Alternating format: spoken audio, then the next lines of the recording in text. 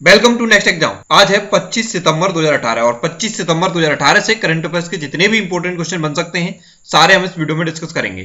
तो आप पूरा वीडियो बहुत ध्यान से देखिए। लास्ट में मैं आपसे एक क्वेश्चन पूछूंगा, उसका आंसर आपको कमेंट बॉक्स में बताना है। आज के इस वीडियो की पीडीएफ फाइल आप इस वीडियो के डिस्क्रिप्शन से डाउनलोड कर सकते हैं। पीडीएफ आप हमारे टेलीग्राम ग्रुप से भी डाउनलोड कर सकते हैं। टेलीग्राम ग्रुप पर आपको सारी पीडीएफ एक साथ मिल जाएंगे। और मैं अनअकैडमी पे भी पढ़ाता हूं, तो आप अनअकैडमी का लर्निंग ऐप डाउनलोड करके उस पर इंद्रेश आरसी सर्च करके आप मेरे साथ अनअकैडमी पे जुड़ सकते हैं। वैसे मैंने अपनी अनअकैडमी प्रोफाइल का लिंक इस वीडियो के डिस्क्रिप्शन में भी दे दिया है, तो आप उस लिंक पर क्लिक करके भी मेरे साथ अनअकैडमी पे जुड़ सकते हैं। और जो भी वीडियो मैंने अनअकैडमी पे अपलोड किए हैं उन्हें आप बिल्कुल फ्री देख सकते हैं। तो चलिए स्टार्ट करते हैं। पहला क्वेश्चन है, हाल ही में प्रधानमंत्री मोदी ने पीएमजेएवाई की शुरुआत कहां से की है? तो अभी हाल ही में प्रधानमंत्री मोदी ने पीएमजेएवाई की शुरुआत की है झारखंड के रांची से, यानी कि इस क्वेश्चन का बी ऑप्शन सही है। अब ये मैंने शॉर्ट फॉर्म पीएमजेएवाई जानबूझ के लिखी है क्योंकि इसकी फुल फॉर्म आपको याद करनी है। इसकी फुल फॉर्म है प्रधानमंत्री जन आरोग्य योजना और इसी को कहा जा रहा है आयुष्मान भारत योजना। तो ये आप याद रखना, अभी हाल ही में प्रधानमंत्री मोदी ने प्रधानमंत्री जन आरोग्य योजना की शुरुआत की है झारखंड के रांची से। अब ये है क्या प्रधानमंत्री जन आरोग्य योजना? तो इसमें 10 करोड़ से ज्यादा परिवारों को 5 लाख तक की स्वास्थ्य सेवाएं दी जाएंगी। तो ये है प्रधानमंत्री जन आरोग्य योजना और इसको किसने शुरू किया है? प्रधानमंत्री मोदी ने शुरू किया है। अब ये झारखंड के रांची से शुरू की गई है, तो आप मैप में देखिए, ये है झारखंड। झारखंड की कैपिटल है रांची। झारखंड के प्रेजेंट टाइम पे चीफ मिनिस्टर हैं रघुवर दास और झारखंड के प्रेजेंट टाइम पे गवर्नर कौन है? द्रौपदी मुर्मू। ये तो हुई झारखंड के बारे में बेसिक जानकारी। अब मैं आपको झारखंड के बारे में कुछ इंपोर्टेंट फैक्ट और बताता हूं। झारखंड बिहार से अलग होकर भारत का 28वां राज्य बना था। और कब अलग हुआ था? ये 2002 में अलग हुआ था। और एक और इंपोर्टेंट फैक्ट आपको झारखंड के बारे में याद रखना है, इंडिया में जितने भी खनिज और मिनरल्स पाए जाते हैं उसके 40% से अधिक अकेले झारखंड में पाए जाते हैं। क्या? इंडिया में जितने भी खनिज और मिनरल्स पाए जाते हैं उसका 40% से अधिक अकेले झारखंड में पाए जाते हैं। तो ये आपको याद रखना है। जैसे ये कोयला है, ग्रेफाइट है, चूना पत्थर है, यूरेनियम है, ये सब झारखंड में बहुत ज्यादा पाए जाते हैं। अब झारखंड के बारे में कुछ और जानकारी। झारखंड का राजकीय पशु क्या है? हाथी है झारखंड का राजकीय पशु। राजकीय पक्षी क्या है? कोयल है राजकीय पक्षी। और राजकीय पुष्प क्या है? पलाश। अच्छा, पलाश सुन के आपके माइंड में एक और क्वेश्चन आना चाहिए।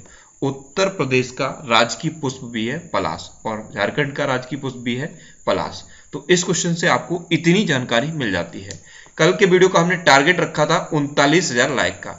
आपने टारगेट पूरा करने में टाइम बहुत ज्यादा लगाया, तो आज के इस वीडियो का हम फिर से टारगेट रखते हैं 39,000 लाइक का। अगर ये वीडियो आपको अच्छा लगता है तब आप इसे लाइक जरूर किया करो और लाइक करने के बाद आपके पास जो भी स्टडी रिलेटेड व्हाट्सएप और फेसबुक ग्रुप हैं उनमें आप इस वीडियो को शेयर जरूर कर दिया करो।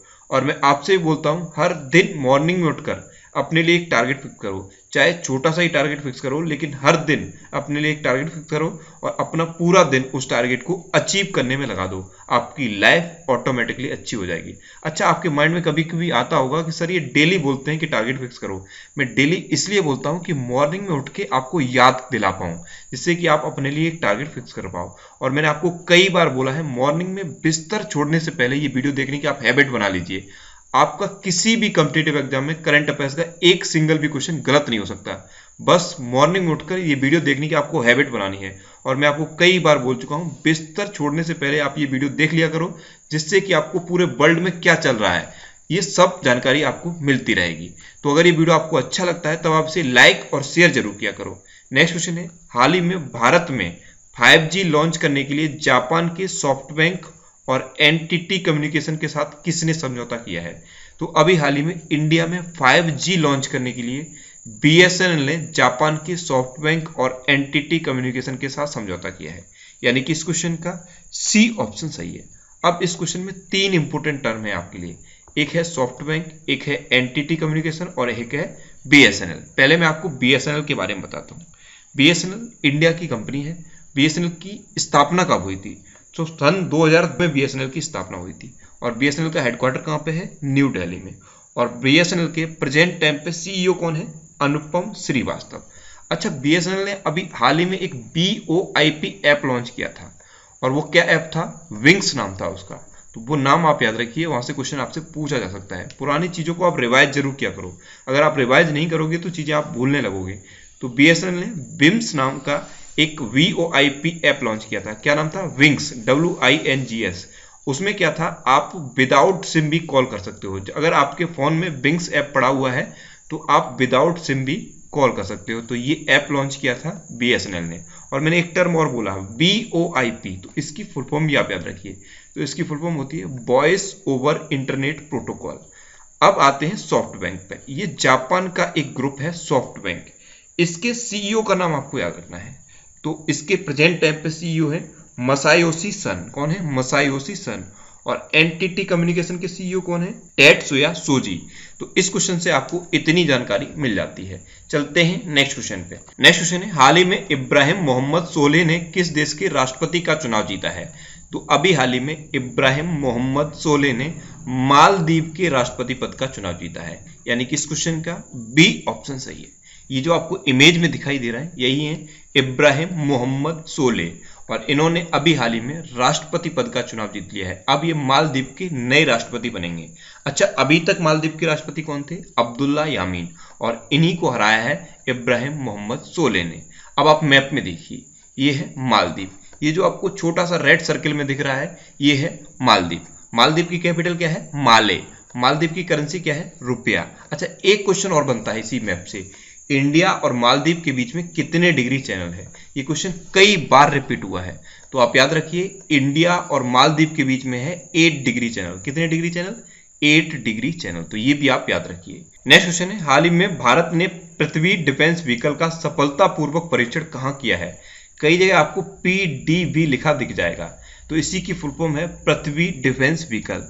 तो अभी हाल ही में भारत ने पृथ्वी डिफेंस व्हीकल का सफलतापूर्वक परीक्षण किया है उड़ीसा में। यानी कि इस क्वेश्चन का बी ऑप्शन सही है। उड़ीसा के व्हीलर द्वीप पर यह सफलतापूर्वक परीक्षण किया गया है, और व्हीलर द्वीप का नाम बदल के ही क्या कर दिया गया है? APJ अब्दुल कलाम द्वीप। तो यह भी क्वेश्चन पूछा जाता है कि किस द्वीप का नाम बदलकर APJ अब्दुल कलाम द्वीप किया गया है? तो ये व्हीलर द्वीप का नाम बदलकर किया गया है। और जब भी उड़ीसा का नाम आता है मैं आपको ये याद कराता हूं, क्योंकि ये क्वेश्चन कई बार रिपीट हो चुका है। और इसी द्वीप पर अग्नि 5 मिसाइल का भी सफलतापूर्वक परीक्षण हुआ था। तो ये आपको याद रखना है। अब ये उड़ीसा में है, तो मैप में देखिए, ये है उड़ीसा। उड़ीसा की कैपिटल है भुवनेश्वर। उड़ीसा के प्रेजेंट टाइम पे चीफ मिनिस्टर है नवीन पटनायक, और उड़ीसा के प्रेजेंट टाइम पे गवर्नर कौन है? गणेशी लाल। ये चीफ मिनिस्टर, गवर्नर और कैपिटल आपको याद हो चुकी होंगी, क्योंकि मैं हर दिन ये रिवाइज कराता हूं। लेकिन कितने भी अच्छे से आपको ये याद हो जाए, फिर भी आपको रिवाइज जरूर करना है। चलते हैं नेक्स्ट क्वेश्चन पे। नेक्स्ट क्वेश्चन है, हाल ही में सिक्किम में पाक्योंग हवाई अड्डे का उद्घाटन किसने किया है? तो अभी हाल ही में सिक्किम में पाक्योंग हवाई अड्डे का उद्घाटन किया है हमारे प्रधानमंत्री नरेंद्र मोदी ने। यानी कि इस क्वेश्चन का सी ऑप्शन सही है। आप इमेज में देखिए, ये है पाक्योंग हवाई अड्डा। इसकी आधारशिला रखी गई थी 2009 में, और इसका उद्घाटन कब हुआ है? अब, यानी कि पूरे 9 साल बाद इसका उद्घाटन हुआ है। और ये सिक्किम की कैपिटल से 33 किलोमीटर दूर है। अब ये सिक्किम में है, तो मैप में देख लीजिए आप, ये है सिक्किम। सिक्किम की कैपिटल है गंगटोक। सिक्किम के प्रेजेंट टाइम पे चीफ मिनिस्टर हैं पवन कुमार चैमलिंग। और जैसे ही आप ये नाम सुने पवन कुमार चैमलिंग, आपके माइंड में एक क्वेश्चन क्लिक कर जाना चाहिए। पवन कुमार चैमलिंग भारत के किसी भी राज्य में सबसे अधिक लंबे समय तक मुख्यमंत्री रहने वाले व्यक्ति बन गए हैं। तो ये भी आपको याद रखना है। पवन कुमार चैमलिंग हैं सिक्किम के प्रेजेंट टाइम पे चीफ मिनिस्टर, और सिक्किम के गवर्नर कौन है? गंगा प्रसाद हैं प्रेजेंट टाइम पे सिक्किम के गवर्नर। नेक्स्ट क्वेश्चन है, हाल ही में महिला एकल चाइना ओपन खिताब किसने जीता है?